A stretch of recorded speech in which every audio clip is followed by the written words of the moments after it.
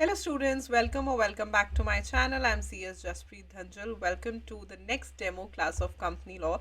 If you don't know me already, hi, I'm CS Jaspreet Dhanjal. I'm a company secretary, a CA finalist, and these classes of company law alongside GIGL and CMSL are live on CA Point. तो फटाफट से जाके आप ये classes purchase कर सकते हो और अगर आपने मुझे कभी भी पढ़ाते हुए नहीं देखा तो आज देख लो so that you get the clarity. Okay और सारे लिंक्स जो हैं वो डिस्क्रिप्शन बॉक्स में है. Go ahead, check it out and you'll understand. So कल हमने थोड़ा इंट्रोडक्शन देखा था टॉपिक के बारे में, चैप्टर के बारे में और फर्स्ट टॉपिक के बारे में, कंपनीज एक्ट कैसे आया एंड एवरीथिंग अबाउट इट.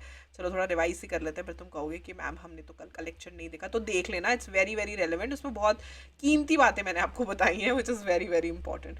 तो पहला चैप्टर हम रिवाइज कर रहे थे या डेमो में मैं आपको बता रही हूँ which is about introduction to company law. तो अगर हम कंपनी लॉ की बात करते हैं, कंपनी लॉ के इंट्रोडक्शन की बात करते हैं, तो वहाँ पे कुछ ऐसी बातें आती हैं जो आपको हमेशा ध्यान में रखनी चाहिए. जैसे कि कंपनी लॉ या इंडिया में इन जनरल जो ज़्यादातर लॉ हैं वो इंग्लिश लॉ से ही निकाले गए हैं, एक्सट्रैक्ट किए गए हैं. एवोल्यूशन कैसे हुआ? ऑफ कोर्स पहले जो पहला कंपनीज एक्ट आया वो 1850 में आया. ठीक है, 1850 में आया. इस टाइम पे जो कंपनीज एक्ट है वो है 2013, कंपनीज एक्ट 2013 जो रेलेवेंट है. उसके बारे में कुछ पॉइंटर्स जो कल हमने डिस्कस किए थे वो दोबारा मैं बता देती हूँ. नंबर 1, ये एक्ट कंपनीज एक्ट 2013 एक रूल बेस्ड एक्ट है. इसका क्या मतलब है मैम? जब हम आगे चलकर प्रोविजंस पढ़ेंगे, सेक्शंस पढ़ेंगे, तो वहाँ पे वर्ड्स आते हैं एज मे बी प्रिस्क्राइब्ड, ये लिखे हुए हैं एज मे बी प्रिस्क्राइब्ड. इसका मतलब क्या होता है? मतलब कहाँ प्रिस्क्राइब्ड है, कहाँ ढूंढना है? तो कहीं नहीं ढूंढना, रूल्स में ढूंढना है. जो हमारा कंपनीज एक्ट 2013 है वो रूल बेस्ड एक्ट है, यानी कि सारी की सारी चीज़ें आपको रूल्स में मिल जाएंगी. जितनी भी डिटेल है वो आपको रूल्स में मिल जाएगी. नंबर 1. नंबर 2, अब ये रूल्स अलग से हैं. हाँ, बेयर एक्ट के अंदर रूल्स नहीं होते, रूल्स अलग से प्रिंट होते हैं. अगर आप बुक भी लेने जाओगे तो रूल्स अलग से मिलते हैं, लेकिन रूल्स सेक्शन के साथ इतने इंटरकनेक्टेड हैं कि जो मेन पॉइंट है वो सारे रूल्स में लिखे हुए हैं. जो मेन थ्रेशोल्ड्स है, जो मेन लिमिटेशंस है, जो मेन रिस्ट्रिक्शंस है, वो आपको बेयर एक्ट में नहीं मिलेगी. वहां क्या लिखेंगे? एज मे बी प्रिस्क्राइब्ड, और वो प्रिस्क्राइब्ड होगा उसके कनेक्टेड रूल्स में. तो जैसे जैसे हम टॉपिक्स को पढ़ेंगे वैसे वैसे हम उसके कनेक्टेड रूल्स भी देखते रहेंगे. वहीं पे अगर हम न्यू एडिशंस की बात करें तो 2013 में बहुत सारी न्यू एडिशंस आई क्योंकि रिक्वायरमेंट थी. ठीक है, सीएसआर आया, ओपीसी आया, सेक्रेटरियल ऑडिट आया. There was a lot of inclusions in it जो हम आज और डिटेल में पढ़ेंगे आज के टॉपिक में. कंपनीज एक्ट 2013 तक पहुंचने के लिए देखो कितने सारे एक्ट्स हमने देखे और अल्टीमेटली हम कंपनीज एक्ट 2013 तक पहुंच ही गए. इसका एक सबसे बड़ा यूएसपी ये रहा कि इस एक्ट ने ट्रांसपेरेंसी को एनकरेज किया और कॉरपोरेट गवर्नेंस के स्टैंडर्ड्स को हाई कर दिया. अब जो ट्रांसपेरेंसी है ना वो बहुत ज़रूरी है, चाहे वो ईज ऑफ डूइंग बिजनेस के लिए है, चाहे वो ट्रस्ट जीतने के लिए है, चाहे एक फॉर्म ऑफ बिजनेस को आगे प्रमोट करने के लिए है. तो ये सारी की सारी चीज़ें जो है वो कंपनीज एक्ट 2013 में होती रही. ठीक है, ऑफ कोर्स कोई भी एक्ट जब बनता है तो बड़ी सारी कमेटीज बनती हैं. ठीक है, तो अलग अलग कमेटीज आई जिसके बारे में हमने कल पढ़ा था. The most important was about J Irani. तो ये कॉन्सेप्ट पेपर से हमने शुरू किया. दोबारा एक बार रिवाइज करा देती हूँ.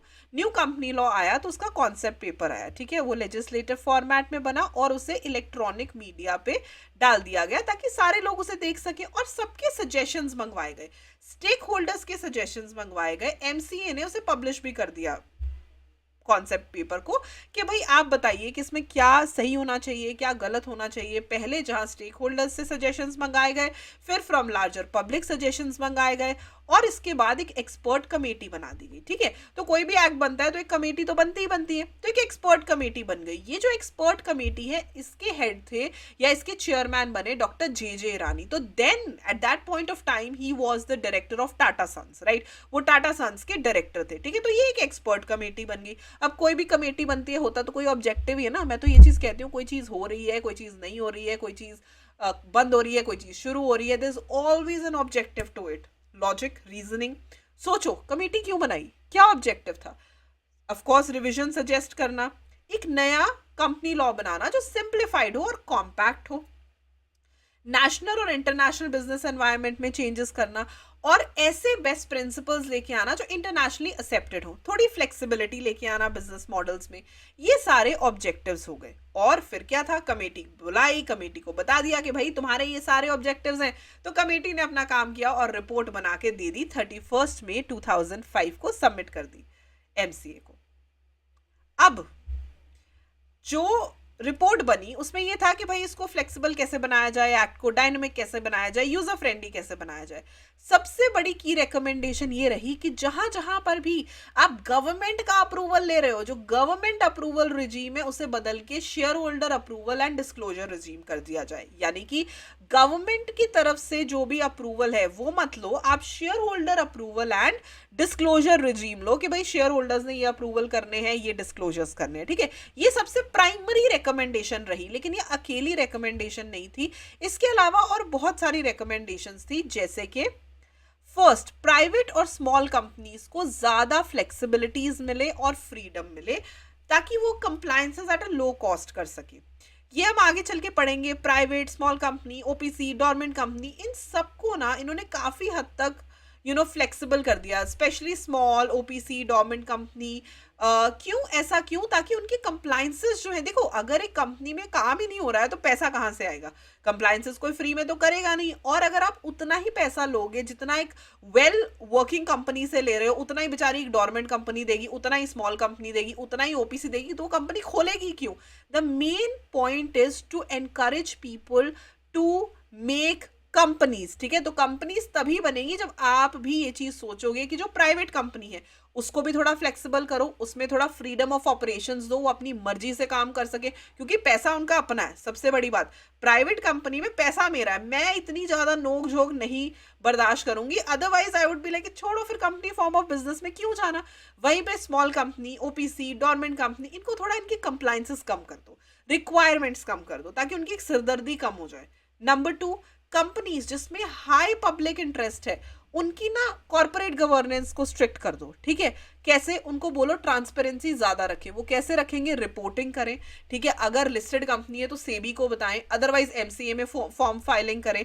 ठीक है, एंड में फाइनेंशियल ईयर खत्म हो गया तो बोर्ड्स रिपोर्ट पे बताएं, वेबसाइट पे बताएं, हर जगह पे जहां जहां रिक्वायरमेंट है हर जगह पे बताएं। बेसिकली जहां पर पब्लिक इंटरेस्ट हाई होता है, जहां पर पब्लिक इंटरेस्ट ज्यादा होता है, वहां पर आपको स्ट्रिक्टनेस लगानी पड़ती है, क्योंकि अब पैसा पब्लिक का है। ठीक है, तो जहां पे जैसे हमने फर्स्ट में देखा कि प्राइवेट पैसा है तो ज्यादा हम नोकझोंक नहीं करते, लेकिन जहां पे पब्लिक का पैसा है वहां पे ये चीज जरूर मेंशन करनी पड़ती है कि स्ट्रिक्ट रिजीम होनी बहुत ज्यादा जरूरी है, ताकि ट्रांसपेरेंसी हो सके और रिपोर्टिंग हो सके। नंबर 3, जो गवर्नमेंट कंपनीज हैं, government companies and public financial institutions जो हैं, उनके जो पैरामीटर्स है ना वो सारी कंपनीज के साथ सिमिलर कर दो। ठीक है, ये बहुत इंपॉर्टेंट है।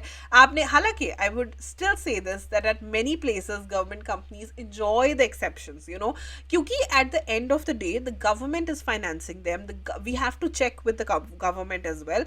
तो काफी जगह पे हम ये कहते हैं कि अच्छा अगर सेंट्रल गवर्नमेंट अलाउ कर दे तो ठीक है, आप कर लो, गवर्नमेंट डिपार्टमेंट आपका अलाउ कर दे, बट स्टिल बहुत सारी जगहों पे इन्होंने गवर्नमेंट कंपनीज और पब्लिक फाइनेंशियल इंस्टीट्यूशंस को एट पार कर दिया बाकी सारी चीजों के साथ। Then simplified regulatory regime, regulatory regime को थोड़ा सिंपल करो, बैक्ड बाय स्ट्रेंथेंड डिस्क्लोजर। यानी कि ये नहीं कि भाई 10-12 तरीके के फॉर्म भरने हैं, 50 तरीके की रेगुलेशन करनी, इसको बताना, उससे उसको सिंप्लीफाई कर दो, लेकिन डिस्क्लोजर को स्ट्रेंथन कर दो। ठीक है, कि डिस्क्लोजर मैक्सिमम कर दो और रेगुलेशंस को थोड़ा कम कर दो। एंड लास्ट, जो भी ग्लोबल रिफॉर्म्स आ रहे हैं उसे एट पार करना बहुत ज़रूरी है। उसके साथ आपकी जो टाई अप है वो कैसा चल रहा है वो बहुत ज़्यादा ज़रूरी है। ठीक है, तो ये हमने कल तक पढ़ लिया था। सो कंपनीज एक्ट 2013 को प्रेसिडेंट का असेंट मिला था 29 अगस्त 2013 को, और ये नोटिफाई हो गया था गेजेट में 30 अगस्त 2013 को। इंपॉर्टेंट है, याद रखोगे तो सही रहेगा। अब यहाँ पे ऑफ कोर्स सेंट्रल गवर्नमेंट के पास पावर है कि वो वेरियस सेक्शंस वगैरह ला सकती है। यहाँ पे जब कंपनीज एक्ट 2013 आया, इसने self regulations coupled with corporate democracy को काफी बढ़ावा दिया, जैसे कि बिजनेस फ्रेंडली कॉर्पोरेट रेगुलेशन या प्रो बिजनेस इनिशिएटिव, जिसे हम एक्चुअली, ये सारे हिस्से हैं ईज ऑफ डूइंग बिजनेस के। कोई भी इंसान बिजनेस तभी करेगा जब उसे ये लगेगा कि भाई मेरी ना बहुत ज़्यादा सिरदर्दी नहीं है। अगर आप अब शुरू में ही घबरा जाओगे, ये भी करना है, वो भी करना है, ऐसा भी करना है, वैसा भी करना है, it would become very very difficult for everybody around कि हाँ भाई कैसे आप चीज़ों को देख रहे हो। ठीक है, तो ये चीज़ आपने हमेशा हमेशा याद रखनी है कि आप जब कंपनीज एक्ट 2013 आया, उन्होंने कहा भाई थोड़ा सिंप्लीफाई कर दो, थोड़ा प्रो बिजनेस, मतलब जो बिजनेस के फेवर में हो, ठीक है, बिजनेस फ्रेंडली हो। कोई भी ऐसा इंसान जो कंपनी फॉर्म ऑफ बिजनेस में एंटर करना चाहता है, उसे ये ना लगे कि भाई कहाँ फंस गया, कैसे मैं चीज़ों को करूँगा, वो चीज़ें नहीं होनी चाहिए। Number one. Number two, protection for minority share holders and investor protection and activism. सबसे पहली बात आई कि माइनॉरिटी शेयर होल्डर्स को भी प्रोटेक्शन दिया जाए, उसके ऊपर भी सेक्शंस वगैरह गिवन है।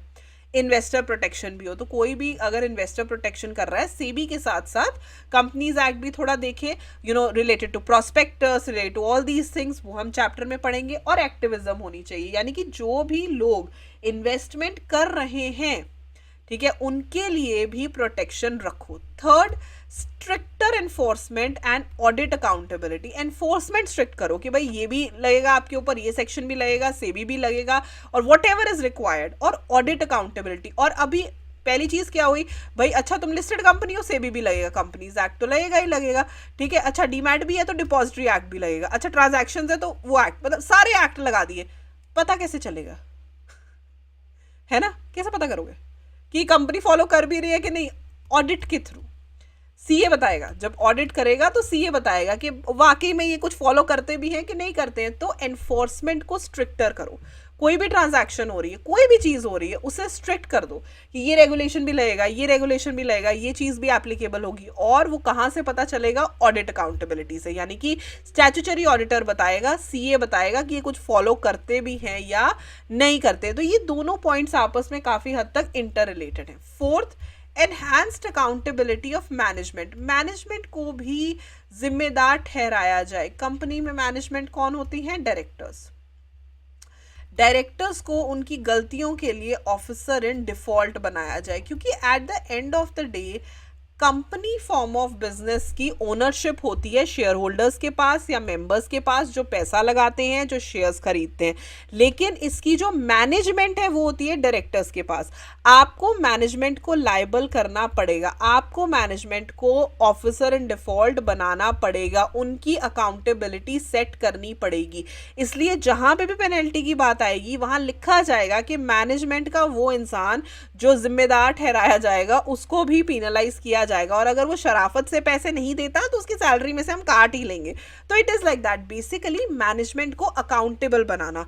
Just imagine giving you the positions of director, MD and everything, CEO, लेकिन तुम कोई जिम्मेदारी नहीं है तुम पे, तो तुम तो कुछ भी करोगे, तुम ब्राइब भी करोगे, तुम गलत चीजें भी करोगे। तो अकाउंटेबिलिटी फिक्स करो मैनेजमेंट की कि अगर तुम ये गलती करते हो, you will be held liable for this, you will be punished with this, और you will be called out for this. तो वो अकाउंटेबिलिटी सेट करनी यहाँ पे सबसे ज्यादा इंपॉर्टेंट हो जाती है, राइट। अकाउंटेबिलिटी सेट करना is very very important. Then enhance disclosure norms, ये मैंने आपको बार बार बताया, ठीक है। कहते हैं जहाँ वेबसाइट है वहाँ वेबसाइट पे डिस्क्लोज करो, बोर्ड्स रिपोर्ट में डिस्क्लोज करो, सेबी को डिस्क्लोज करो, एमसीए को बताओ, मतलब जहाँ जहाँ हो सकता है उतने डिस्क्लोजर्स ले आओ, ताकि कम से कम आपस में कोई भी अगर वेरिएशन होती है, आपस में कोई भी अगर पता चलता है कि डिफरेंस होता है, we will get to know. Also जो शेयर होल्डर होता है ना, उसको एंड में जाके पता चलती है सारी चीजें। उसको कैसे पता चलेगा? What you are doing. For that continuous disclosures play very very important role. उसके लिए टाइम टू टाइम डिस्क्लोजर अगर होता रहेगा तो चीज़ें जो है आसान हो जाएंगी बहुत हद तक, ठीक है। तो वो जो चीज़ें अगर आपको आसान करनी है वाकई में, then you really need to put an effort in this कि हाँ हम ये चीज़ें देख रहे हैं और कर रहे हैं, और हर जगह पे डिस्क्लोजर्स आ रहे हैं, ताकि रेगुलेटरी बॉडीज के पास भी इंफॉर्मेशन जाए, शेयर होल्डर्स भी देख पाए। And not just share holders, I would use the word stake holders. Stake holders में सब आ जाते हैं, स्टेक होल्डर्स में एम्प्लॉयज भी आ जाते हैं, स्टेक होल्डर्स में banks, investments, directors, independent director, customers, सब आ जाते हैं। मतलब हर वो इंसान जिसका कंपनी के साथ कोई लेना देना है, कंपनी के साथ एसोसिएशन है, उसे कैसे पता चलेगा तुम क्या कर रहे हो? तो डिस्क्लोजर नॉर्म्स को स्ट्रॉन्ग रखो ताकि कोई भी कंफ्लिक्ट ना हो, कोई भी गड़बड़ी ना हो। तो वेबसाइट पे डिस्क्लोजर होना चाहिए, बोर्ड्स रिपोर्ट पे डिस्क्लोजर होना चाहिए, सेबी एमसी हर जगह पे प्रॉपर और बराबर डिस्क्लोजर होना चाहिए। Next is corporate social responsibility and better framework for insolvency regulation and institutional structure. Now first is CSR, ठीक है? तो CSR के बारे में हमने पढ़ा था सेक्शन 135 में, पढ़ेंगे मतलब CSR, और बहुत ही ब्यूटीफुल सेक्शन है, बहुत ही अच्छे पर्पस के साथ आया कि जो कंपनी है वो सोसाइटी से कितना कुछ लेती है, the resources that they use, but what do they give back to the society is very very important. And when we say what do you give back to the society, that comes under section 135, ठीक है? First चीज। दूसरा, insolvency के लिए IBC वगैरह आ गया कि हाँ अगर कंपनी इंसॉल्वेंट होती है तो क्या करना है, तो ये सारी चीजें। And last but not the least, good corporate governance. Good corporate governance में आप देखोगे ट्रांसपेरेंसी होनी चाहिए, डिस्क्लोजर्स होना चाहिए, स्टैंडर्ड सेट होने चाहिए, वो सब आता है गुड कॉर्पोरेट गवर्नेंस में। तो ये सारी बातें आपने याद रखनी है। लेकिन इसी को आगे ले जाते हुए चलिए डिस्कस करते हैं कि कॉन्सेप्ट्स कौन से आए। तो ये बहुत इंपॉर्टेंट है, दिस इज़ वेरी इंपॉर्टेंट, क्योंकि जब कंपनीज एक्ट 2013 आया ना, उसमें कुछ अलग अलग ऐसी बातें थी जो आपके लिए जाननी ज़रूरी हैं। सबसे पहले एनहांस डिस्क्लोजर, जैसे मैंने आपको बोला, इन्होंने कहा जहाँ पे भी पॉसिबल है ना डिस्क्लोजर करो, ताकि किसी भी तरीके का धोखा ना हो सके लोगों के साथ, किसी भी तरीके का फ्रॉड ना हो सके स्टेक होल्डर्स के साथ। तो डिस्क्लोजर को इन्होंने बढ़ा दिया। Greater accountability, accountability is basically responsibility. Accountability का मतलब होता है रिस्पॉन्सिबिलिटी को फिक्स करना कि भाई व्हाट इज द रिस्पॉन्सिबिलिटी। वो जो ग्रेटर अकाउंटेबिलिटी है, या जहां पे हम ये कहते हैं कि हम रिस्पॉन्सिबिलिटी को फिक्स करते हैं, वो यहाँ पे हम देखते हैं। Number 3, improved board governance. Board के गवर्नेंस को इम्प्रूव करना बहुत ज्यादा रेलेवेंट है, राइट? क्योंकि बोर्ड मैनेजमेंट है, बोर्ड के हाथ में सब कुछ है। एक्सक्यूज मी,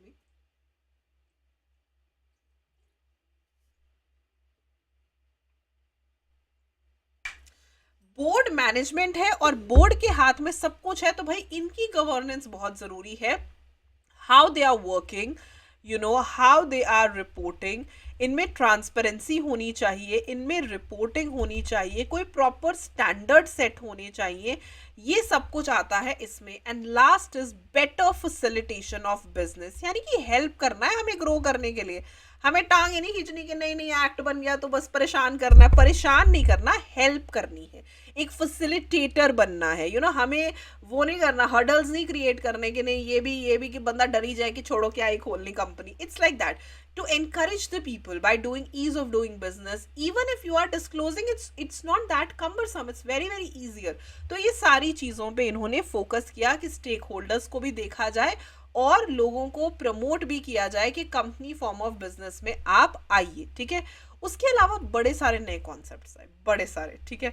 जैसे कि थोड़ा थोड़ा सबके बारे में बात कर लेते हैं। एसोसिएट कंपनी, तो होल्डिंग और सब्सिडरी के बारे में आपको पता होगा। होल्डिंग कंपनी होती है जो सब्सिडरी कंपनी के 51% या उससे ज़्यादा शेयर्स को होल्ड करती है, ठीक है? तो किसी भी अगर ए बी के मोर देन 51% शेयर्स होल्ड करती है या बोर्ड ऑफ डायरेक्टर्स को कंट्रोल करती है, ये सब हम पढ़ेंगे, ये राइट, थोड़ा सा आइडिया दे रही हूँ। तो ये हो गई होल्डिंग, ये हो गई सब्सिडरी, ये हो गई होल्डिंग, ये हो गई सब्सिडरी, ठीक है? लेकिन अगर इससे भी कम हो जाता है, ठीक है, तो यहाँ पे हम वर्ड यूज करते हैं होल्डिंग और सब्सिडरी के लिए कंट्रोल। वो कंट्रोल शेयर्स के थ्रू भी हो सकता है कि 51% से ज़्यादा शेयर्स हेल्ड किए हैं।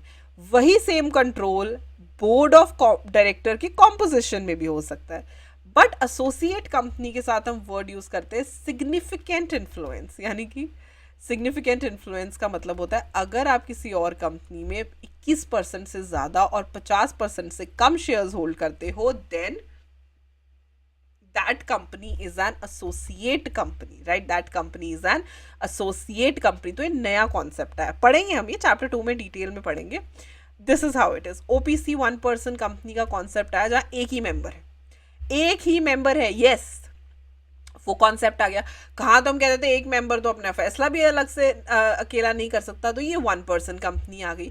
स्मॉल कंपनी आ गई, हर कंपनी एक जैसे थोड़ी होती है, जहाँ कम पेड अप शेयर कैपिटल है, टर्नओवर है, वहां हम स्मॉल कंपनीज में आ गए। डोरमेंट कंपनी जो इनएक्टिव है, जो स्लीपिंग है, एज इन दो तरीकों से, अगर तो कंपनी पिछले 2 सालों से सिग्निफिकेंट फाइनेंशियल ट्रांजैक्शंस नहीं कर रही है तो आरओसी उसे डोरमेंट कर देती है। या दूसरा तरीका ये होता है, ठीक है, ये तो आरओसी का तरीका हो गया कि अगर कंपनी पिछले 2 सालों से सिग्निफिकेंट अकाउंटिंग ट्रांजैक्शन नहीं कर रही है तो उस केस में आरओसी उसे डोरमेंट कंपनी डिक्लेयर कर देती है।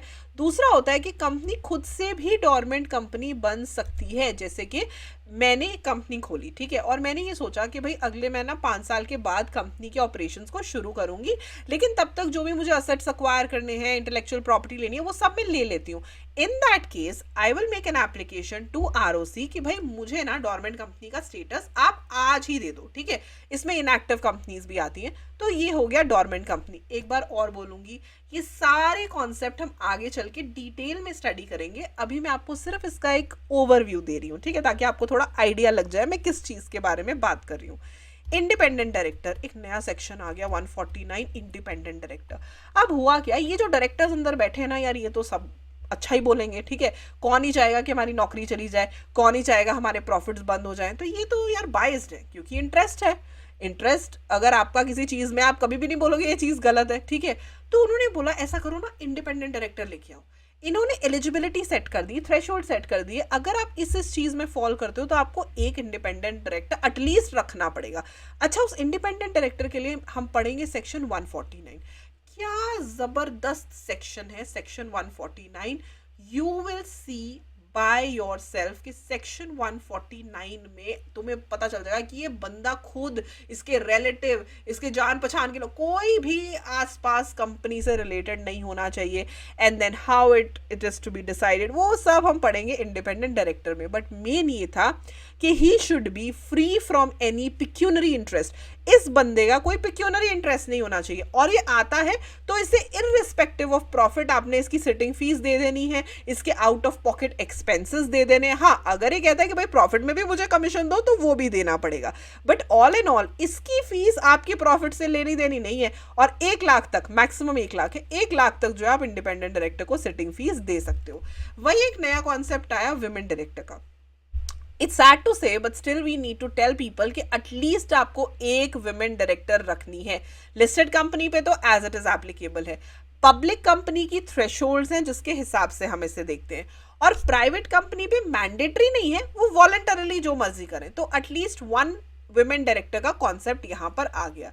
रेजिडेंट डायरेक्टर, अब यहाँ पे ना कंपनीज एक्ट 2013 ने बोला देखो तुम जिसको मर्जी डायरेक्टर बनाओ, हमें कोई प्रॉब्लम नहीं है, लेकिन एटलीस्ट 1 रेजिडेंट डायरेक्टर होना चाहिए। That means a person who should be there in India for at least 182 days in the previous year. ये एक होना चाहिए कि कम से कम तुमने एक रेजिडेंट डायरेक्टर तो रखना ही रखना है। Do you imagine who will be accountable if anything goes wrong? So there should be at least 1 resident director, बाकी तुम जिसको मर्जी बना लो डायरेक्टर, ठीक है। स्पेशल कोर्ट्स बन गए ताकि केसेस जो हैं वो जल्दी सॉल्व हो जाएं, बजाय कि आप हाई कोर्ट में जा रहे हो और वहाँ सब जा रहे हो। इट्स ग्रेट कि जो केसेस अगर आप जल्दी सॉल्व करवाना चाहते हो तो स्पेशल कोर्ट्स बन गए।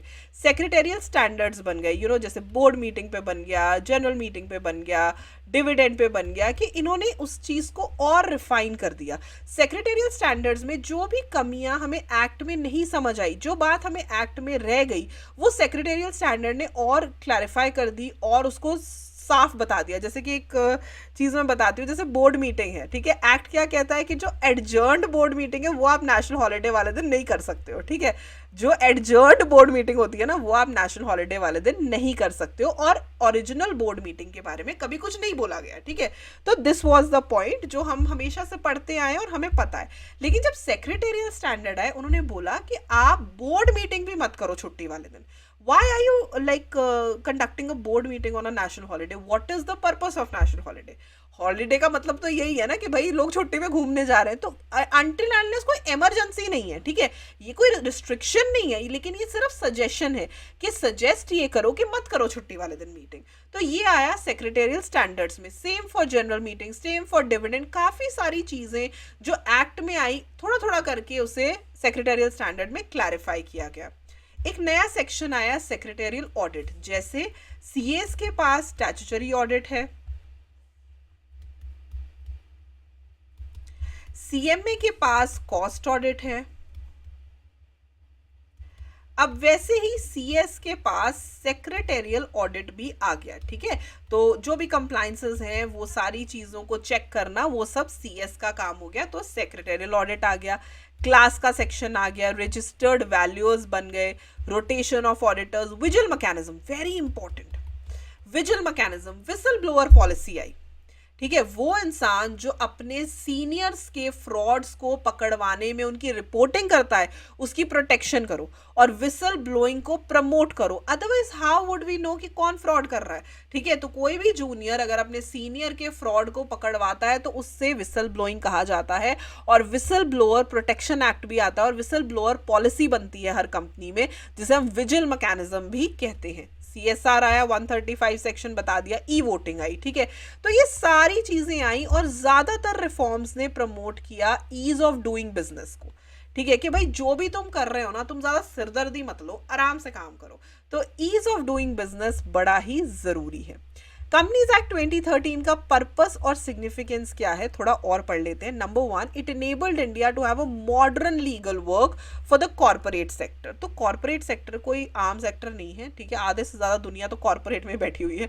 तो it is like a modern legal framework बनाओ, ठीक है। Secondly, changing domestic and global business environments, likewise I told you, ये चेंज लाना बहुत जरूरी था। कॉरपोरेट की रेगुलेशंस को थोड़ा बिजनेस फ्रेंडली करो ताकि लोगों जो हैं वो बिजनेस खोलने से डरे ना, ठीक है। कॉर्पोरेट गवर्नेंस नॉर्म्स, अगेन वही चीज, ट्रांसपेरेंसी को आगे लेके जाओ, अकाउंटेबिलिटी फिक्स करो, कंपनीज की भी और ऑडिटर्स की भी। मतलब people who are investing are sitting outside, people who are owners are sitting outside, ये जो अंदर की मैनेजमेंट है ना, इसे अकाउंटेबल बनाओ। ऑडिटर्स हु आर चेकिंग, इन्हें अकाउंटेबल बनाओ। तो इनकी अकाउंटेबिलिटी यानी कि रिस्पॉन्सिबिलिटी, गलती हुई तो जिम्मेदारी किसकी होगी वो फिक्स करना, उस चीज को बढ़ाया गया। ऑफकोर्स ट्रांसपेरेंसी को एनहांस किया जाए, इन्वेस्टर्स के इंटरेस्ट को प्रोटेक्ट करो, स्पेशली जो स्मॉल इन्वेस्टर है, ठीक है। कोई इंसान जो अपना पैसा बचा के कंपनी में इन्वेस्ट कर रहा है, भाई उसके पैसे की वैल्यू डालो, ठीक है। तो ये सारी चीजें पर्पस एंड सिग्निफिकेंस हुई। और ऑब्जेक्टिव्स क्या हुई, अगेन वही चीजें जो हमने ऊपर पढ़ी हैं, they are just the same, business friendly हो, ई गवर्नेंस इनिशिएटिव्स को प्रमोट किया जाए। अब सारी गवर्नेंस तो फिजिकली होने से रही, तो मतलब वही कि रिपोर्टिंग ऑनलाइन हो गई, फॉर्म फाइलिंग ऑनलाइन हो गई, आपने ऑनलाइन ही सब सेबी को डिस्क्लोज कर दिया, वेबसाइट पे डिस्क्लोज कर दिया, वो सारी चीजें। सीएसआर के बारे में एनहांस डिस्क्लोजर नॉर्म्स हुआ, greater accountability of management, it is just the same what we have read earlier also. Stricter enforcement of laws, ठीक है, लॉज एनफोर्स करो स्ट्रिक्टली। इंक्रीज ऑडिट, ऑडिट और मैनेजमेंट दोनों की अकाउंटेबिलिटी को बढ़ाया गया, ठीक है। ये जो डायरेक्टर्स बैठे इनकी भी अकाउंटेबिलिटी बढ़ाओ, और ये जो स्टैट्यूटरी ऑडिटर्स बैठे हैं, सीएस बैठे हैं, इनकी भी अकाउंटेबिलिटी को बढ़ाया जाए। माइनॉरिटी शेयर होल्डर्स को प्रोटेक्ट करो, investor protection and encouragement of share holder activism करो, robust framework for insolvency regulation, आपने पढ़ा है पूरा आईबीसी कोड आ गया है अब तो कोई बहुत बड़ी दिक्कत की बात नहीं है। एंड स्ट्रेंथनिंग इंस्टीट्यूशनल स्ट्रक्चर, ठीक है, ये सारे ऑलरेडी हमने डिस्कस किया था, जो ऊपर डिस्कस किया था वो सेम है, वो भी ऑब्जेक्टिव्स है, ये भी ऑब्जेक्टिव है। तो कंपनीज एक्ट 2013 आया, तो of course ease of doing business, e governance और CSR, disclosure norms, accountability, main words को देखो मैंने अंडरलाइन किया हुआ है, तो ये सारी चीजें आई। अब ये सब चीजों का इम्पैक्ट क्या पड़ा बिजनेस एनवायरनमेंट पे, ठीक है। एट द एंड हमें तो ये देखना है ना कि इसका इम्पैक्ट क्या पड़ा, क्या लोग खुश हुए, क्या इंडियंस को कोई फायदा हुआ। Yes, it brought significant changes in the way business is conducted in India, एक तरीका बदल गया पूरा, how people were engaged in the type of business, how they were conducting the business, वो पूरा बदल गया।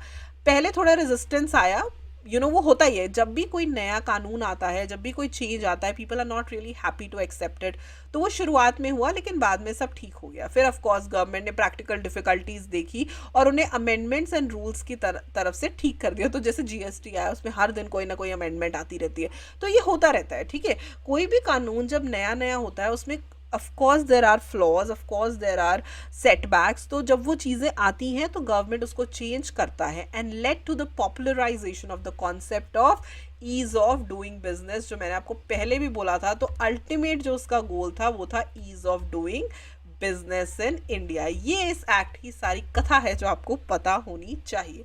ऑफ कोर्स अगेन सेइंग, ऐसा नहीं होगा कि इस पर कोई डायरेक्ट क्वेश्चन आएगा, लेकिन कंपनीज एक्ट 2013 जो ये टॉपिक है, जो कंपनी लॉ हम पढ़ने जा रहे हैं, जिसके बारे में मैंने आपको पिछले लेक्चर में बताया था कि इंटरप्रिटेशन बहुत ज़रूरी है, वो सारी चीज़ें आपको तभी समझ आएंगी जब आप ये सारी चीज़ों को अच्छे से अंडरस्टैंड करने की कोशिश करोगे, तभी आप कंपनीज एक्ट के इंटरप्रिटेशन को समझोगे। अगर आप ये समझोगे कि एक्ट क्यों आया ताकि ईज ऑफ डूइंग बिजनेस हो सके, तभी आप हर एक प्रोविजन को, हर एक सेक्शन को सही से इंटरप्रेट कर पाओगे कि ये इसलिए आया क्योंकि हमें इसको आसान करना था, हमें इसको डिस्क्लोजर में बेटर करना था, हमें अकाउंटेबिलिटी फिक्स करनी थी, हमें अगेन वही गवर्नेंस बेटर करनी थी, हमें इन्वेस्टर्स को देखना था। वो सारी चीज़ें आपको तभी समझ आएंगी। तो इसीलिए मैंने आपको ये चीज़ें बताई हैं कि कंपनीज एक्ट 2013 का बेस क्या था, ऑब्जेक्टिव क्या था, क्योंकि इंटरप्रिटेशन एक बहुत ही खूबसूरत स्किल होती है। और इंटरप्रिटेशन में सबसे बड़ा पॉइंट पता है क्या होता है कि इंटरप्रिटेशन जब हम देखते हैं, इंटरप्रिटेशन सही गलत दोनों हो सकती है। किस पर्सन की या किस लीगल पर्सन की इंटरप्रिटेशन करेक्ट होती है, वो उसकी हो सकती है जिसे ये पता हो कि जब कानून बनाया गया था उसके पीछे ऑब्जेक्टिव क्या था, पर्पस क्या था ऑफ द ड्राफ्ट्समैन। यानी कि जब ये कानून लिखा गया तब उसके दिमाग में क्या था, ठीक है, वो सब लोग जो कानून को ड्राफ्ट कर रहे थे वो क्या सोच रहे थे, ठीक है, उनका गोल क्या था कि भाई क्यों हम ये कानून बना रहे हैं, ठीक है, उनका गोल क्या था। उस गोल तक पहुंचना बहुत ज़्यादा रेलेवेंट और बहुत ज़्यादा ज़रूरी हो जाता है, ठीक है, तभी आप इंटरप्रिटेशन बेटर कर सकते हो। So I hope that you enjoyed the demo lecture. कल हम इसके आगे एक बड़ी मज़ेदार सी डॉक्ट्रीन पढ़ेंगे, which is doctrine of ultra vires, right. और अगर पूरा बैच चाहिए, go ahead, in the description box आपको लिंक मिल जाएगा, जाके बैच को परचेज कर लीजिए। It's actually on a very special price for June 2026 students, so go ahead and avail it, of course for December as well. तो मैं आपको मिलूंगी कल के डेमो लेक्चर में, और अगर आपको यही लेक्चर समझ आ गया, बेटर लगा, so go ahead and avail the classes. I will see you tomorrow और any other video very very super soon. Bye bye.